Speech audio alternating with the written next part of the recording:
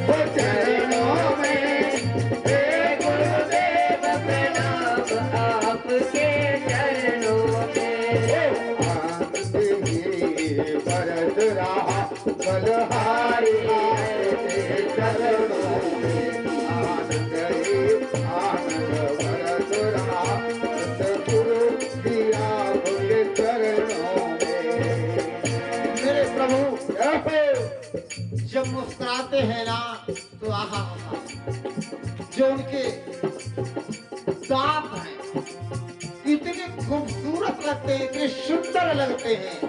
कवि ने कहा बरदम तकी पंकति कुंद कली अदराधर पल्लव खोलन की घुंघराली लटै लटकै मुख ऊपर कुंडल लोल कपोलन की चपला चमकै घन बीज जगै चपला चमकै घन बीज जगै छवि मोदिन माले अमोलन की जो सागर प्राण करे तुलसी बलि जाऊं लाडू की गोलन की।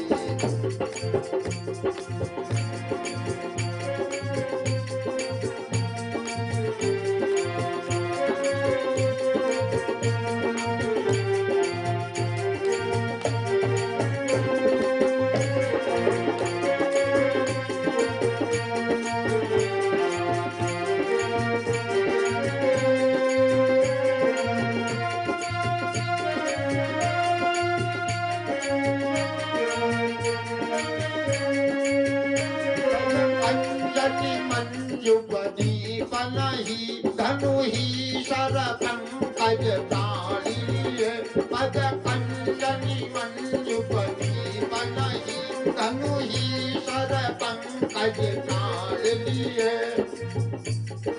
लरिका संग खेलत डोलत लरिकन संग खेलत डोलत अरे सरयू तट चौहाट हिये हैं।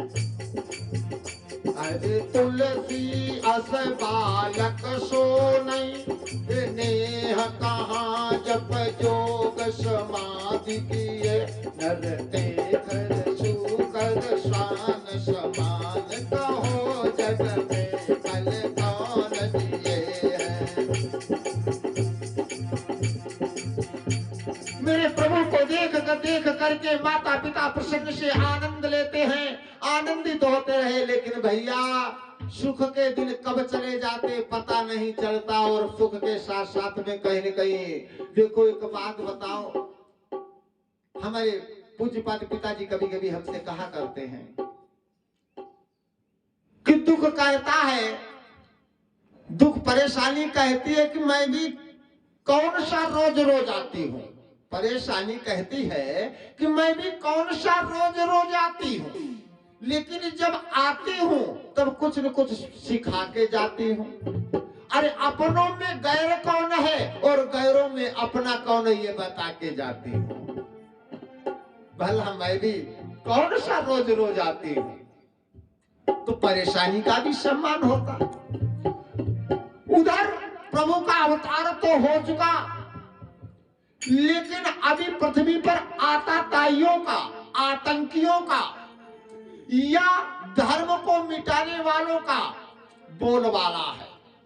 कहीं पर भी कोई धार्मिक अनुष्ठान नहीं हो सकता, कोई यज्ञ जप तप इत्यादि नहीं हो सकता है। और ध्यान रखना, इस पूजा पाठ जप तप ओम स्वाध्याय में कुछ तो बात होगी। इतिहास उठा करके देख लो, चाहे वो कलयुग का कोई आक्रांता हो या फिर सतयुग त्रेता द्वापर का कोई राक्षस, सबसे पहले संस्कृति पर प्रहार होता है। क्योंकि जिस समाज को मिटाना हो उसके लिए सिर्फ एक कार्य कर दीजिए, उसकी संस्कृति को मिटा दीजिए, वो पुनः मिट जाएगा। मेरे भगवान विश्वामित्र ऋषि जी हैं। विश्वामित्र का मतलब होता है जो विश्व का मित्र है वो है विश्वामित्र। और विश्वामित्र जी विश्व के कल्याण के हेतु, सर्व कल्याण हेतु यज्ञ इत्यादि का जब कार्य करते हैं तो आश्रित तत्व के जो समाज का अहित चाहते, क्यों? दुष्ट कौन है? दुष्ट के वो होता है, इसको अगर एक शब्द में समझा जाए, जो केवल अपना सुख देखे, दूसरे का सुख को देख न पाए, वही तो दुष्ट है, वही राक्षस है। अपने बच्चे के चाहिए यहां तक नाक बह रही हो, कोई वाली बात नहीं हो, दूसरे का बच्चा बबुआ ऐसा, वो बहुत खराब है। अपना बच्चा पढ़ाई में मन नहीं लगा रहा, नंबर नहीं आ रहे, कोई वाली बात नहीं, लेकिन अगर पड़ोसी के बच्चे के ज्यादा नंबर हो गए तो बड़ा खराब है, सबका बड़ा खराब है, तो वही दुष्ट है, वही खराब है। महाराज जी, महाराज कि कहीं दूसरे का हित न हो जाए।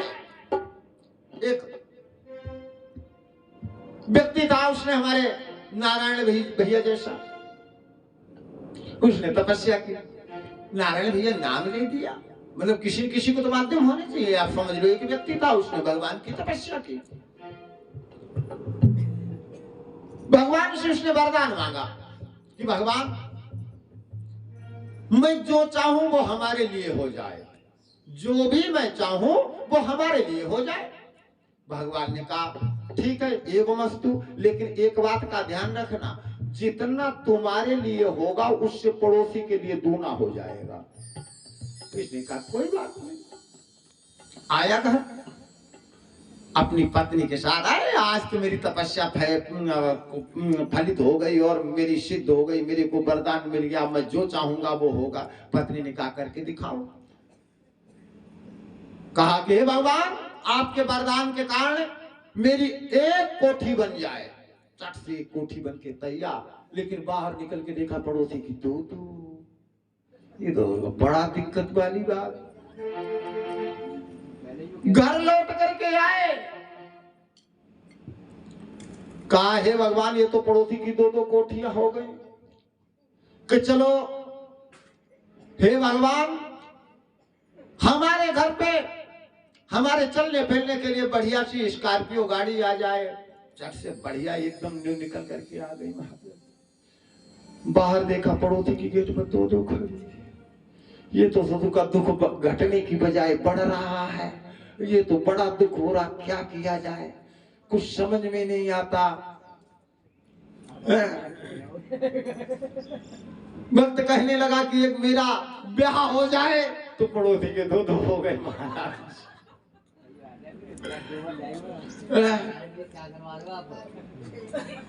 लेकिन अब तो और जलन बढ़ती जा रही,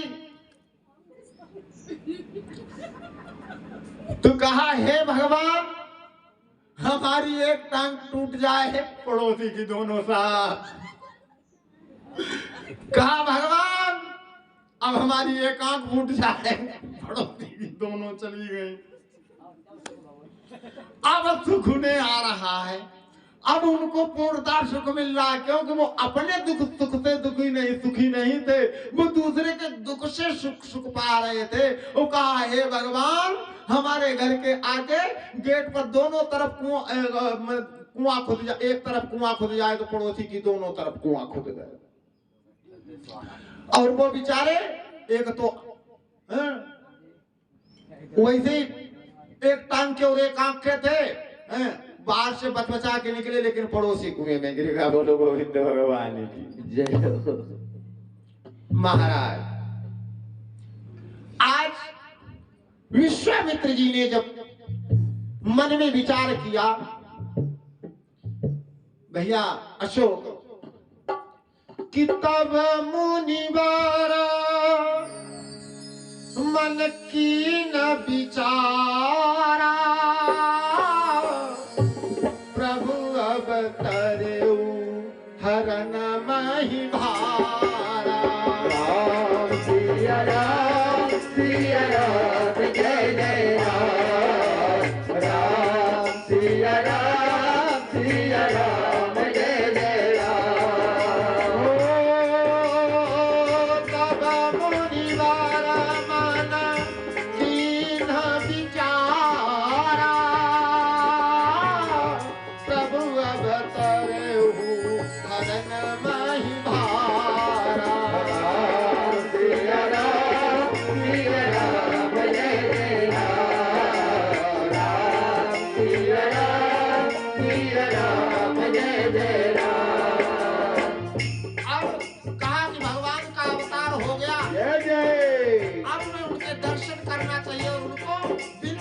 लाना चाहिए, ताकि जय हो।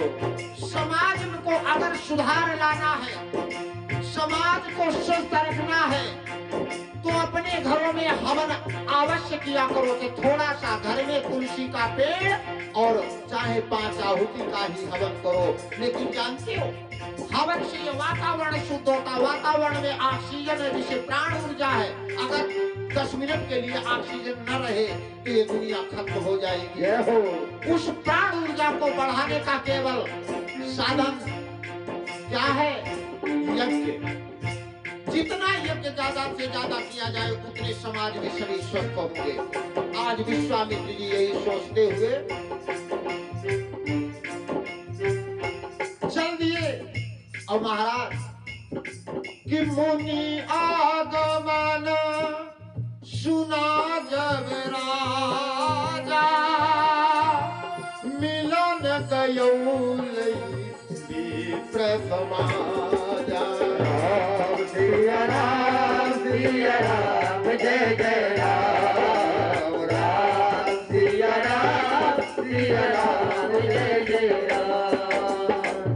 और राजा दशरथ जी ने जब सुना तो अपने सब ब्राह्मणों को, गुरुजनों को, विशिष्ट समाज को साथ में लेकर के विश्वामित्र का आगमन, मतलब उनकी अगवानी करने के लिए, उनका सम्मान करने के लिए जाकर के पहुंचे।